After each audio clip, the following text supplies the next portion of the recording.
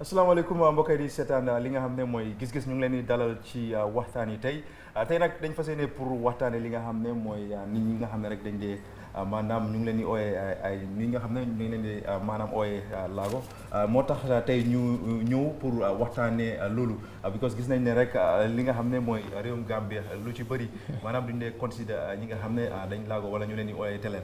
loolu moo tax ba tey nag ñu fas yéene ñëw waxtaan ak li nga xam ne mooy maanaam Gambia pour ñu xool naka lañ mën a def rek ba boole ñi suñ biir because gis nañ ñu bëri ci ñoom ñi nga xam ne maanaam lu nit ki laajte pour mu mun a koo def ci liggéey ak yooyu noonu yëpp am na ñu bëri ci ñoom ñoo xam ne maanaam am nañ ko muy qualifications yoo xam ne rek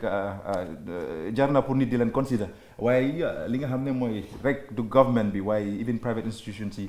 lu bëri duñ ko dee def ci faana boobu noonu moo tax tey ñu ñëw waxtaan ci li nga xam ne mooy topic bi pour ñu seet naka la ñu mën a def rek ba indi leen suñ biir because nit koo gis rek am na leen loo xam ne rek yàlla may na ko moo tax nag tey ñu ñëw pour ñu waxtaanee topic bi comme ni ma ko dee defee man ak suma panéliste yi Dr Ismaila Ceesay Mr Baboucarr Camara and Mamadou Sabally waaye nag Baboucarr Camara Mamadou Sabally gars yi dañu xala busy tey tuuti moo tax nekkuñ fi of course tey suma collègue moo ma join Baba Mr Baba moom moo dee def balance of course daf ma join tey ñu waxtaan ci topic bi because feel naa ne topic bi Gambien bu nekk dina am 1 or 2 3 words yoo xam ne rek dina ko mun a chané ci li nga xam ne mooy waxtaani tey bi suma guest bi tey nag moom mu ngi tudda Yaya Mohamed Bah mooy of course acting executive director of li nga xam ne mooy Gambia Federation of the Disabled so moom daf fi toog tey pour wax ci kàllaama li nga xam ne mooy seen association bi la lañ nekk di def ak si yan jéego la gaay di jël pour make sure ne rek ñi nga xam ne mooy seen naataangoo yi nga xam ne ñu ngi si association bi ñu mun a jàpp si dara loolu moo tax tey ñu indi ki nga xam ne mooy Yaya Mohamed Bah pour ñu waxtaanee lii ñu xool naka la ñu mën a def rek ba saafara problème bi because daf ñuy teel Dr Ismaila Ceesay ñu ngi laa dalal ci gis-gis bi comme Friday bu nekk ñu ko defee of course ñu ngi laa dalal jërëjëf of course and Baba and Yaya Mohamed Bah ñu ngi laa dalal ci programme bi jërëjëf first Yaya dama bëgg ma start ak yow yaay head of seen federation bi right now dama bëgg a force nga wax ñu briefly seen federation bi lan mooy taxawaayam basically taxawaayam bi mooy ne pour gis ne ñi nga xam ne aji télé lañ am nañ di all rights and opportunities yu nit ñi am ci aduna bi because in the first place ñoom tamit ay nit lañ am nañ rights mel ni keneen ñu yëpp fii leen juddoo fii leen yaroo ba pare tamit dañ dee vote government ba pare tamit dañ dee fay tax so da ngaa gis ni lu mun di am ci réew mi ñëpp a ko bokka amu ne da nga am problème li ngaa doxee amu ne da nga am problème li ngaa gisee amu ne dafa am problème li ngaa waxee ak yooyu noonu yëpp loo xam ne daal Gambia moo ko moom ñoo ñëpp a ko moom so loolu moo tax ñu taxaw ci loolu pour gis ne loo xam ne am na fii ñu yëpp ñu seddoo ko fekk bàyyi kenn ci gannaaw. ok Dr Ismaila Ceesay yow gis naa ne topic bi daf la soxal yaa nga di push pour ñu indi topic bi on board ñu discuss si waxtaan xool naka la ñu mën a def rek ba indi solution towards problèmes yi nga xam ne aji télé ñu ngi ko faced dama bëgg nga wax ñu as a patriot Gambian te yaa nga lecture fi nga xam ne mooy University of the Gambia lan nga feel ne loolu la for example nit ki nga xam ne aji télé lan nga feel ne loolu nga war a di dugal sa xel every day soo eewoo lan nga war a di dugal sa xel first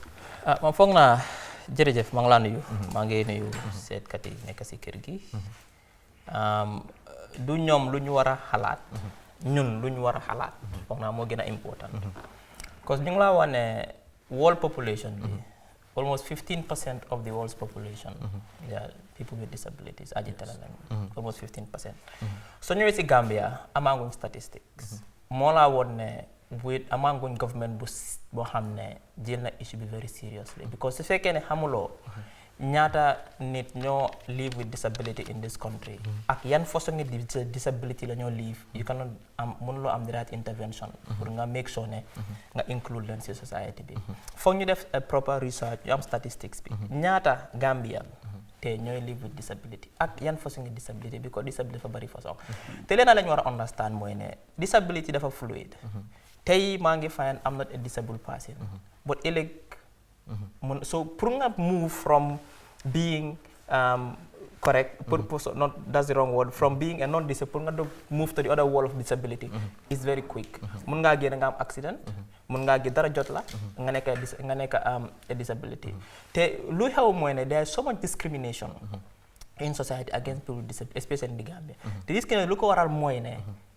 ignorance moo day cause ak lack of education because we don't know about lu mu xam te discrimination fu nekk la nekka su ñëwee si liggéeykaay bi discrimination moo fa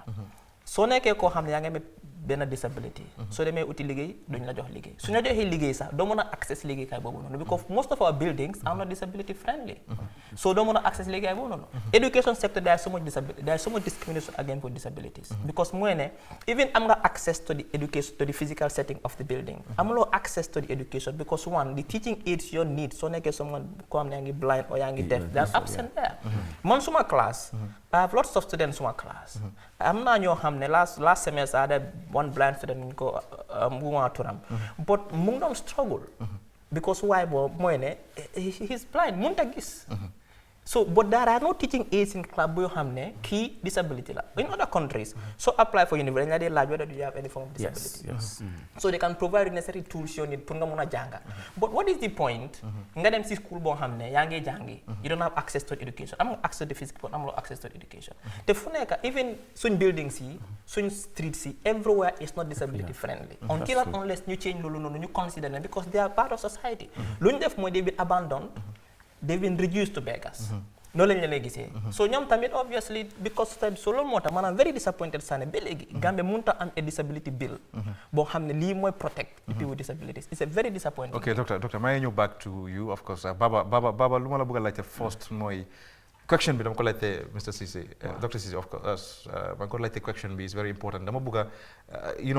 dafa baax pour ngay motivate nit all the time and yow lan nga feel ne loolu la for society bi in general Gambians lan lañ mën a def ba make sure ne ñoom suñu eewee ñu feel ne ñoom ak ñun yëpp we all the same bañ a gis differences waaw first of all jërëjëf Ansu si laajte boobu noonu lu may fu may starté rek mooy ne including ñoo xam ne ay agitele lan those people with disability is part of development dafa bokk si suñ development loo xam ne tey jii nañ xool suñ biir rek képp koo xam ne tey yaa ngi dox yaa ngi gis keneen ku disability even soo ko underrated war nga xalaat sa bopp ne lu ko dol mun na laa dal any minute so leneen rek lañ mun a war a gën a xalaat mooy ñun Gambie comme ni ko docteur Cissé waxee lu dafa am solo trop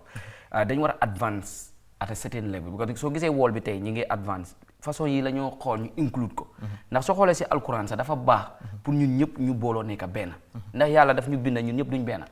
waaye di nga gis ne tey jii képp di nga gis nit ki ak disability mun na laa dal ëllëg mun naa dal sa doom mun naa dal keneen te loolu du la neex soo lépp lu ñoo def rek dañoo xam ne lii la yàlla dogal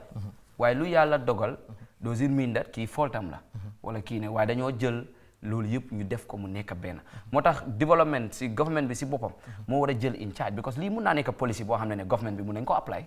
boo xam ne ñu include those with disability yaa ngi wax feleen ak feleen waaye nañ xool even si news si tey war nañ mën a am that part boo xam ne disabilities tamit ñoo xam ne mënuñoo dégg wala gis dinañ mën a xam loolu yëpp am na matériel yoo xam ne sa tey jii ñu ngi ko invent and those materials are very cheap to access waaye tey jii soo demee suñu education system those things are not available so dafa mel ni ñun those people with disability dañ leen sideline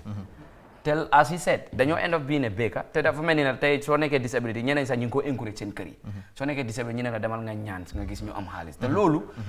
the person with the disability loolu nekkul na loolu la éemal boppam so bu ko si dugal nekkul ne anybody koo xam ne dafa disable kooku dafa war a dem ñaantu whatever because some of them are very talented because man dem naa si school of deaf maa ngi fa met benn koo xam ne mënut a wax waaye lu mu doon explain bu ma ko teacher bi translator I was impressed dama over impressed because mi ngi wax something loo xam ne is happening to the world today dew gis mënu koo dégga waaye mi ngi koo gis te mën na koo mu ngi koo analyser in a not way that mi ne nit yi dañ leen sideline so much that ñoom suñ toogee seen biir ñoomi neen rek dañ ko dee feel so lii mooy loo xam ne foog ñun ñëpp government bi si boppam mun nañ si taxaw ñun ñëpp ñu def ko like an agenda boo xam ne ñun ñëpp dañ si campagne ne include those with disability loolu dafa am solo trop. ok Baba Cissé thank you very much Mr. Bah dama bëgg nga wax ñu first seen association bi of course naka ngeen nekk di def members yi naka lañ leen mën a join seen association bi first naka la gars yi dee join pour mën a nekk member yes pour war a nekk a member pour fédération bi organisation la dee jël du dee jël individual as a member. ok it's just like for example Senegal or Gambian federation but Senegal with associations yes then they liggéey with associations so association ñoo boole suñ purpose like for example the Gambia so the physically disabled the visually impaired, the hard of hearing, mu continue because we are about 11 DPOs. So ñu ñëw together ñu form the federation. Okay. So federation bi moom liggéeyam mooy ne mu nekk diggante DPOs yi because normally call them DPOs, disabled people organisation ak government bi ak NGOs yi. So dafa nekk loolu moo de nekk the entry point of anybody who is outside the Gambia or anybody who is working within the Gambia and you want to reach us. Then you go through us. Okay, so quickly, balaa ma dem si Dr. Cissé, dama bëgg a xam lan mooy seen means of getting fund exactly. Basically soon means of getting fund mooy ne we do have project dañ de am project ba pare ñu laajte support from the NGOs community, from the UN system and also from the embassies. ñooñu sometimes dañ de support the federation pour and so on those okay, Mr. Bass, thank you very much. Dr. Cissé, of course ñu ngi gis recently National Assembly ñu ngi am member boo xam ne actually moom ci la bokka which is good meaning ne government bi ñu ngi consider so yow Mr. Doctor la nga foog loolu la government bi war a def at now because benn gis nañ ne léegi ñu bëri comme na ko waxee dañ foog ne once nga disable like ñaan mooy the best thing pour nga def while there are people yoo xam ne ñu ngi am qualification mënuñoo am tamit job there are a lot of problems nan lañ mën a def pour tackle those problems first. lu ñu war a def mooy ne they have to create because ñii there are people with special needs. First dañu war a xam ñaata nit ñoo live with disability in this country. Otherwise you cannot do the proper right intervention. Da nga war a xam ñaata la. Then somme ñaata la nga am yan façon la. Ñaata si ñi ñoo am physical visual impairment. Ñaata nit ñoo def, ñaata ñoo am problème, ñaata ñoo am dyslexia. Soo xamee loolu noonu da nga am yan façon intervention nga def because these are people with special needs first. Dañ ko war a start with education system. Because fekkee amuñ the right training, the right education, they cannot foofu lañ rawantee si life bi. Because société tey university entry bi defut any affirmative action for people with disabilities. su fekkee ne amuloo maths ak English bi rek doo mën a dugga te yow doo mën a compare ko am ngi disable ak koo xam ne disable doo mën a def donc foog ñu am affirmative action positive discrimination for them because they are disadvantaged foog government def loolu foog government make sure ne the materials they need because their special needs ñu am ko si school bi they have the right education because su dul loolu we are kind of alienating a huge productive sector yoo xam ne ñu nga out they can work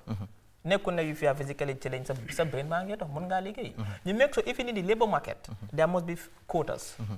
for the physically challenged ne at least 30% or 20% or 15% of all public sector jobs dafa dem to people with disabilities form yoon quota system boobu noonu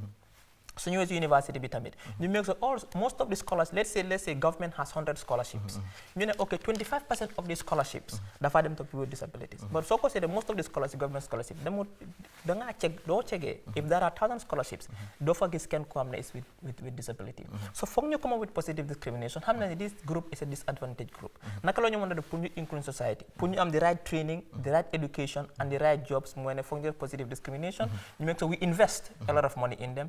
so we build special schools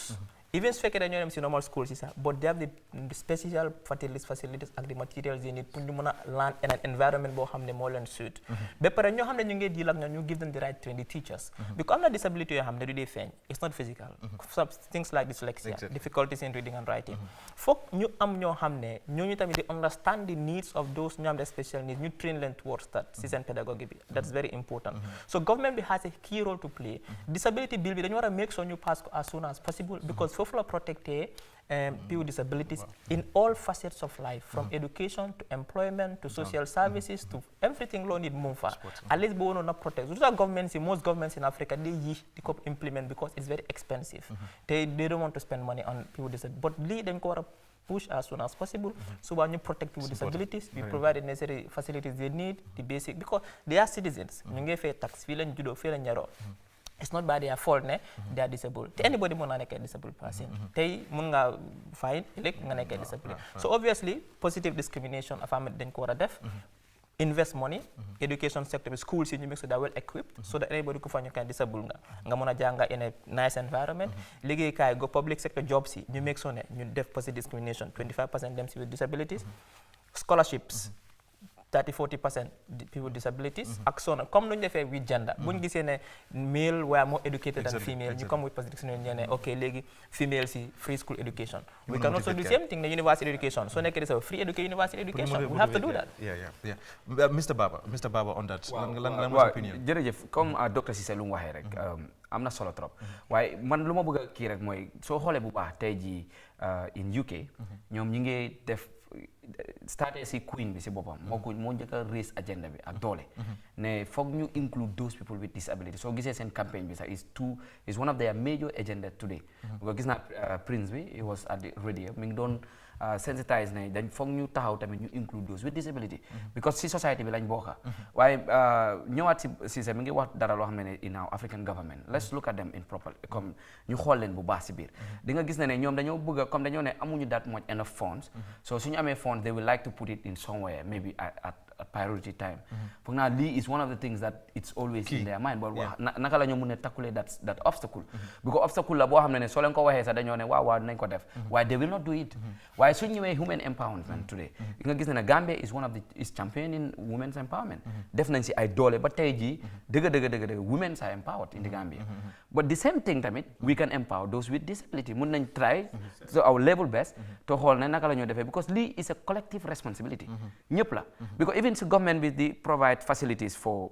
those people with disability di nga gis ne ñeneen dinañ taxaw di sàcca those facilities because amoon na fii that is one of the responsibilities yoo xam ne citizens yi they have to focus here in the school of the deaf am na benn machine bu gars yi doon use and it was really helping them but some people came in and they stole the machine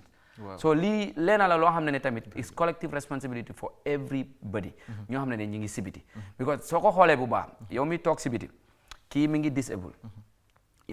you cannot say that I am better than him.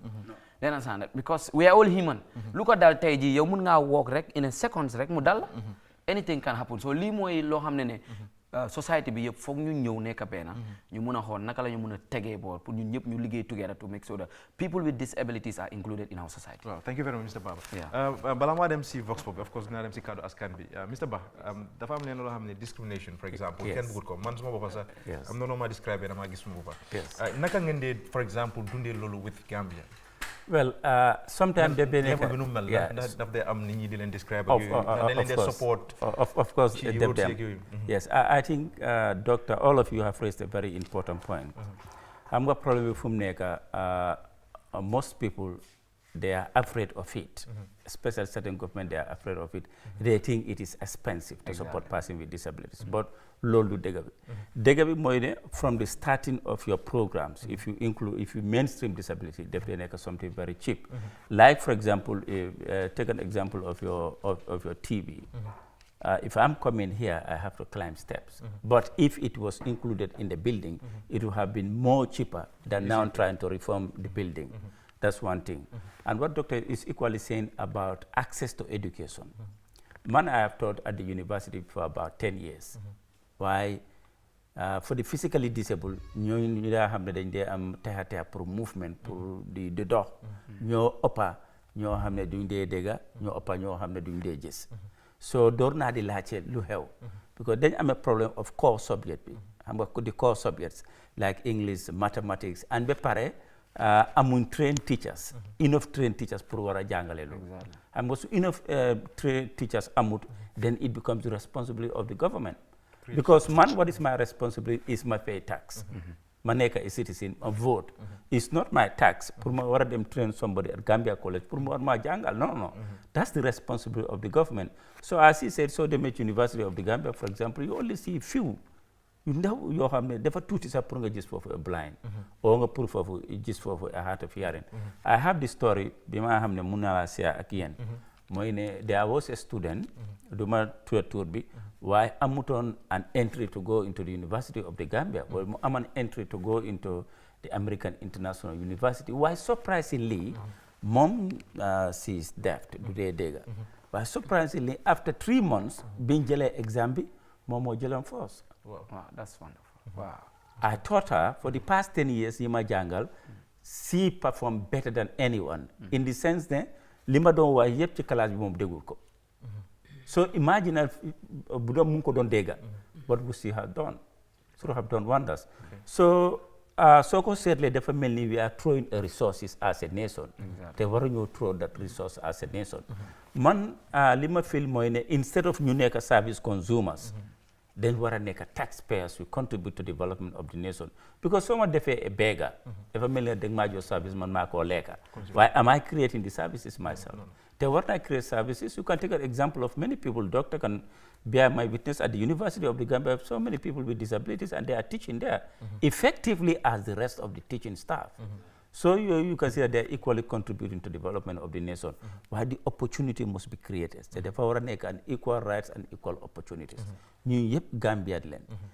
Any public building as long as ñu ne public la ñoo ko bokk. doo ma si mun a génne doo si mun a génne keneen. It's public because public funds are used pour ñu defar ko. So war nañoo am right pour ñu am easy access ñu dugg di génn. ñu ne public university li fa nekk yëpp ñu ñoo ko war a share equally. waaye imagine nga am computers, let's say about 300 computers. benn is not accessible to the blind. yow naka nga expecté kooku mu perform. Difficult. Most of the university, including the University of the Gambia and any other university, majority of the information yëpp ci internet bi la nekk. So da ngaa gis ni kooku soo amul access to the internet munta read a textbook yow naka nga expecté kooku mu pass.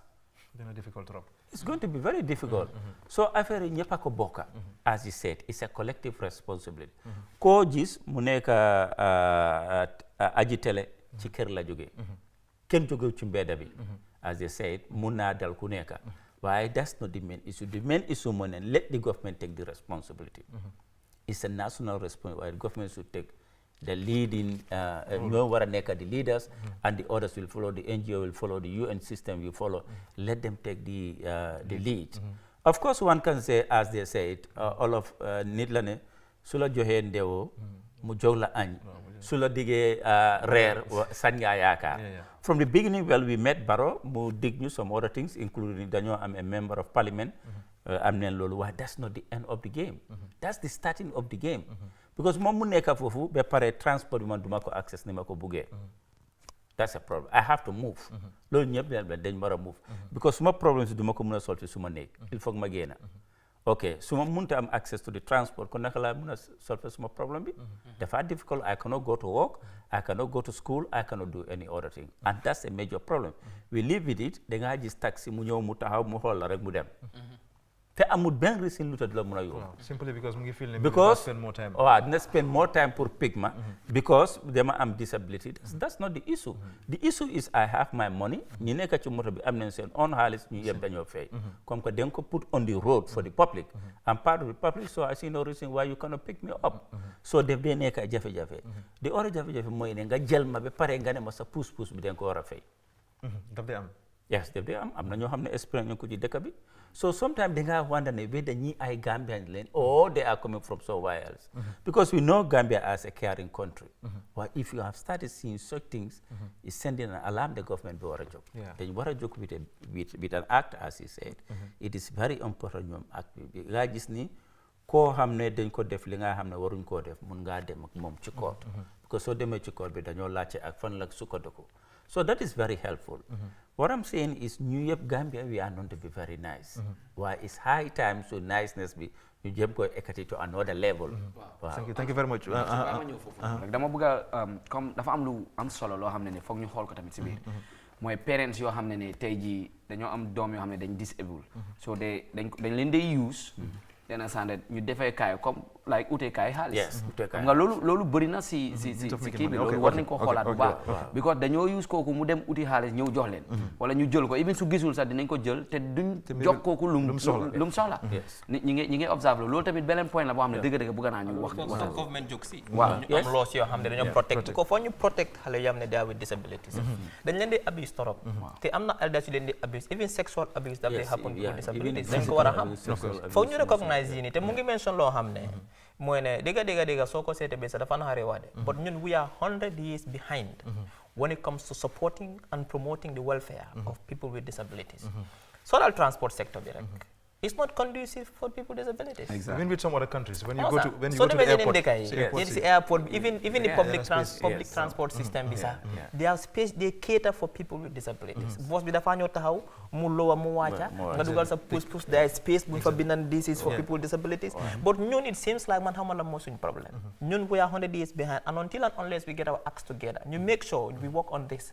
Dëkk bi du mën a dem because you cannot survive, you cannot succeed, doo mën a develop su fekkee ne yaa ngi throw out 15% of the population out. You cannot develop possible. du possible. So léegi lu ñoo def mooy dañoo dem ak kaddu askan bi with Zainabou Jagne suñu jël see ñu continuer waxtaan bi waaye ñu balal duñ mën a open line ci tey I think dañu am some problems with li nga xam ne mooy téléphone si but then nonetheless still mu ngeen di check programme bi next week Friday waaye dañ dem ak Vox Pop bi with Zainabou Jagne kaddu askan bi suñu jël see ñu continuer waxtaan bi. Wow, this is so amazing. Mr. Bal, thank you very much. Very nice show. It was my enjoyed show. Yaakaar naa laa wax. It's a very nice one. Good so far. And Yes, there's yes. something wrong with the Yes, then access to information for the deaf and hard of hearing. I think that is very important because am na loo xam ne dafa happen in the country bem jee duñ ko dee mën a am and they are part of us. And for that matter, we are challenging GRTS and the management of GRTS. It's not expensive. Pour nga am an interpreter, it's not expensive. ok Ansu tey dama ko dégg ci c'est some le other programme TVs. select Actually, dama ko dégg ci dañ some ñëw programme. pour waxtaan askan wi Some countries it is law. si mbiri ñi nga xam ne dañ disabled Saudi waxtaan moom ñoom seen seen bopp lii tamit lii laaj day leen génn na outside. nga am ndimbal si government bi That's an opinion. also ñu laaj tam yan lii naka lañ ko doon jafe-jafe lañ waxee nekk fii duñ mën a dégg audio ok bi moo tax toppaleen ma for ñu this dem time. waaw ñu nga am ay problème So te maire léegoo bi léeg and all of them ñu dañ ne lay wax. dañoo di daf ñoo ñëw ne ngeen ñëw jël Yeah, te but fekk loolu borom mooy ñu problème daw bi. The thing is man léegi laa réalise ne loolu mooy suñu problème ñaareel bi ñun ku ñu bugg a dimbale dañoo tayal dañu tax ñuy tayal dañoo foog ne dañu mënuñ dara te ñun mën nañ lépp lañ mën ne ñun dañoo jaay dañoo def lu nekk waaw lu nekk dañoo jaay dañoo leta dañoo poussé di dagal saabu di jaay Development waaye many problems lañ docteur waaye boobu rek dimbal lañ amul dëkk bi dimbal problems la waaw waaw ñun de lu ñu gënaloon te Adama Barrow taxaw dimbale ñu te ñun tamit dimbale nañ ko de bañ nañ ba sànnal ko karta waaye buñ toogee ba léegi ñu gisul lu ñu defal pour dimbal moom Adama Barrow ne gëstu gannaaw yi nañ ko taxaw seet lu xew ne ñun soo gisee ñun nit ñi du ñu ragal ñun suñ jooy suñ rongoon sa isaas la ci dëkk bi suñu ree cere meew la nañu si gëstu gannaaw ñun suñu jooy isaas la ci dëkk bi waaye suñu ree ci ñoom cere meew la loolu rek laa am pour wax xalaatu nii rek moom la ñoo xam ne waaye xamuñ dara ci nguur gi dara lañ ko xam bëgg nañ ku ñuy dimbale ba baax bëgg nañ ku ñuy dimbale ndax te man moo ko dimbale ñun nag man mi taxamuñ ku ñuy dimbale saraf bi la ci moom la ñuy wéyee ba tey soo si wàllum néew doole yi moom dañ leen war a jàppale daal gis naa ko soo jàppale bi mooy da ngaa dugg sax am na yenn strap mu ngi néew defe yoo xam ne dafa mën a pin sa nga jël tugu bi nga xam ne doo mën a move loo xamante ne di nga ko mën a dimbale nga dimbalee ko ko because jamono ji fu ñu toll nii moom macha allah waaw waaw jërëjëf mën nga koo da nga gis ne government dañu war a la nga xam ne moo ci suñu xalaat ñun mooy ñu fexe di dimbalante parce que àdduna koo gis mu man dara rek dañu ko jàppale te itamit ñi néew doole ñi am dañ leen jox seen am ngir ñu taxaw ñu néew doole ñi parce que kenn yàlla man foog ma ne léegi sax léegi ñu disable yaa ko dee def sax de dafa fekk azaka boobu dañ si def topic dafa yeneen ak yeneen affaire yi ñaan yooyu yëpp dañ ko def xale yi ngir ndaw yi dimbalante mooy li nga xam ne moo mën a xeex néew doole li olof di ooyee ndóol moo ko mën a xeex ci àdduna bi fa tabarakallahu loolu moo ci suñu gis-gis moo ci suñu xalaat ndax asaka islam sàkku ci koo xam ne moom dafay nekk borom kattan di liggéey ak miskin bi nga xam ne faqir bi nga xam ne moom dara dalu ko waaye dafa ñàkk rek moom la ñu gën a jox priorité pour ñu dimbale ko loolu moo doon suñu gis-gis ci programme bi ñu tuddee gis-gis ñooñu moom dëgg dañ leen war a gën a bàyyi xel suñu defalee ten ñun war nañu leen defal benn 50 wala 25% mën ñu war nañu ko am waaw parce que ñooñu moom dëgg mënuñu seen bopp dara mënu toog si pousse di ñaanaat waaw moo tax nag dëgg soo amul loolu jom yéen ñaanal leen yàlla rek mais bi dina am benn borom xaalis wala borom ku leen mën a dimbale mu ñëw dimbale leen daal docteur loolu yëpp nga war sorry wax nañu ne nag dañ leen war a jàppale ñu dimbale leen ne leen government bi gëstu seet leen jàppale leen daal ñoom itam doomi réew mi leen mun nañ tamit ñu ngee def seen def waaye tamit dañ ni ndimbal waaw ñu ñëpp a ko déggandoor man la seen xarit Seynabou Diagne jërëjëf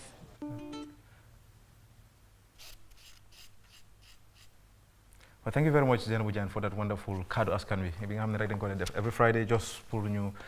gauge li nga xam ne mooy opinion nit ñi so nañ dellusiwaat si waxtaan bi quickly Mr. Bah dama bëgg a first nga wax ñu lan mooy seen problème si ak lan ay seen needs adna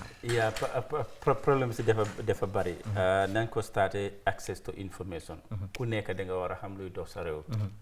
comme que ñu ne ñu ñoo bokk réew mi imaginal am na loo xam ne dafa xew ci dëkk bi ba mu jee ñoo xam ne duñ dee xam lu nekk ci réew mi sax and ba pare they are taxpayers ba pare seen national TV fi ñu toog nii is a national TV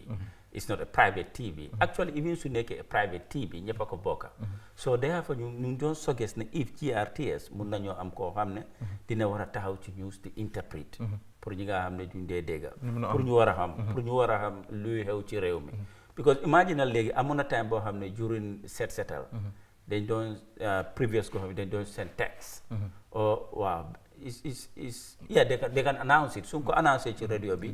waaw suñ ko annoncé ba pare yónnee woon text so da ngaa gis ni ñi nga xam ne duñ dee dégga dañ dee génne ci mbedd bi amoon na time boo xam ne dañ doon arrest gars yi because dañoo wane gars yi they are not following the law waaye naka ngaa following law loo xam ne dégguloo ko some of them have been arrested or have been put behind bars just because then génn xamul nekk ci réew mi dañ war a dem toppatoo ji seen soxla xam nga loolu su nekkoon GRTS dañ ko doon announce GRTS ba pare am na koo xam ne sign mu ngee sign definitely nañ war a xam lu nekk ci réew mi so I think that's a very important issue boo xam ne as a nation dañ si war a tax any need from the government sorry any need from the government basically there are certain things like for example well, for the, transport, they have tried Ministry of Works, they have come up with a policy,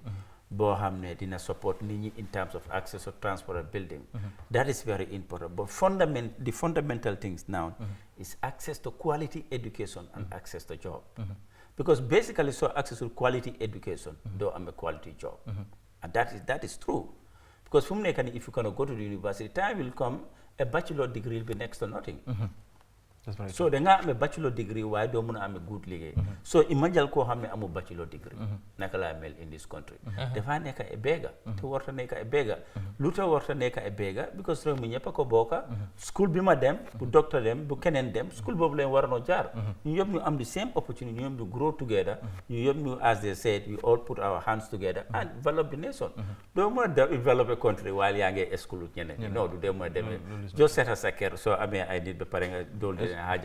what happened at the end of the day kër bi dafa yaaxu parce que bëgguñ Gambia yaaxu ñëpp a bokk Gambia ñu ñëpp a ko bëgg like for example bi problème bi amee Yaya Jammeh lu dem we were called to say come and speak but then nit nañu woon they told us to come and speak we came and spoke and they were saying maybe su ko Yaya Jammeh déggee dina dem okay you see those are very interesting things it means we are all part of the society why not if you are nobody for me personally can do a exclude part of the society because li ñu mun a wax loolu laa mun a wax fi ñu mun a dégg foofu laay mun a dugg kenn du ma exclude waaye am na koo xam ne mu ngi ci outside man ability yi ma yàlla jox joxu ko so ñi yëpp dañ leen war a put together and then we move so motivate nit ñi ñu move thank you very much Mr. Bah because time bi meetuñu ko docteur lan nga foog mooy solution to these problems lan quickly first of all ba moo ko si sose quickly rek ne mbaadi mandikol bi na kacamu lanjurol la kuolati mba fokan ne ko Gambia lanjuroli ke ila balu nya kolyata bake pour man sakunda si wuli isaje karang ila kango ko se sonia ila duku ko se sonia fengo fe laftala ni banko ka sona bay mo gameno andu lanjuria akat asike mobe bi inse manke lanjuro sama ala sake inse ke lanjuroti so sa lo wonya ko to fanu mo le mo gameno pour inse treat ku alu mo ne government dafa wara yoka ligeyam mo dimbele people with disabilities dafa important trop mun nañu am ak disability fund boo xam ne ñoo jox gaa disability allowance pour ñu help leen so that xale yu ñëw pour ñu ñaan du am ak yu bëri foog naa yu bëri ba wax na ko fii so su ma ko wala ma ko repeat rek ñu wax ne rek pour Gambie ñëpp bàyyi suñu xel ne ñi ñëpp Gambien lañ ñu benn lañ pour ñu treatante fine taxi driver yi tamit ñu bàyyi di discriminate suñu gisee ko am ne disability la pour ñu dimbale ko ak ba driver ak yu noonu quickly Mr Baba just one word ñu wrap up ni nga ko dee waxee rek dañ dee wax ne Gambien si am nañ yërmande waaye nañ bàyyi suñu xel tamit ndax ñi ngay bokk ak nit yi dëkk bi ñoo xam ne ay agitateur lañ comme ay disabled lañ so foog ñun tamit ñu boole leen suñ biir comme nu ma ko waxee dama ko bankuwaat rek ne it's a collective responsibility ñëpp la képp koo xam ne yaa ngi si biti nañ jéem a try rek ñu jël ñi boole leen ñu nekk suñ biir ñu ñëpp ñu nekk benn comme equal right with everything comme su ñëwee si government bi su ñëwee education bi job issues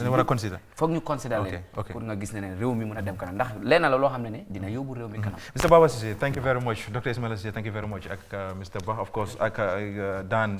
Cheikh Tidiane and of course suma programme director bi Pamatar Jain ñum Sirifo Jeyte anti Aïssata and all of them ñu ngi leen di jaajëfetal next Friday inshallah dinañ ñëw continuer waxtaan yi ak leneen li nga xam ne dafa soxal li nga xam ne mooy askan bi ma la seen xarit Ansu Jack next ñu dem ak li nga xam ne mooy news bi with anti Jennifer Jain thank you very much